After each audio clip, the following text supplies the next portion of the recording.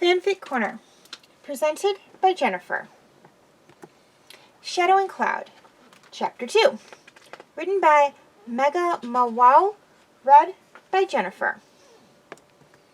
Okay, now before we get started, I'd just like to say one thing, and that is if you have not yet seen the first video for Shadow and Cloud, Chapter 1, I suggest you go and start reading that, watch that video, as this is a continuation of that story. The two evolutions kept walking, even as the sky grew dark. Cloud looked up at the stars. "Maybe we should stop," she said. Shadow didn't take a notion she wanted to stop. He just looked at her for a split second and stared straight back down the path. "Why are we walking this much? Is it part of training?" Cloud would have asked these questions, but she didn't want to be humiliated by him. Again. "Correct." Shadow quickly looked up. Rain started following on them. Shadow growled and started running. Cloud followed. "Over here!" yelled Shadow.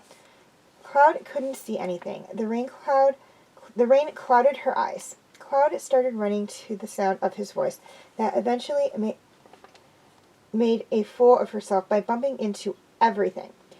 She then felt a sudden jolt on the scruff of her neck. Next thing she knew, she was in a cave. She pointed a couple of times to wash the water out of her eyes. She looked up and saw Shadow looking at her. He was full of anger. "You're spoiled. You have no place alone here. How can you call yourself a Pokemon?" Cloud was shocked. She had never met anyone so cruel. "Well, it's not my fault. I was bred by humans and raised by them until—" Her voice trailed off.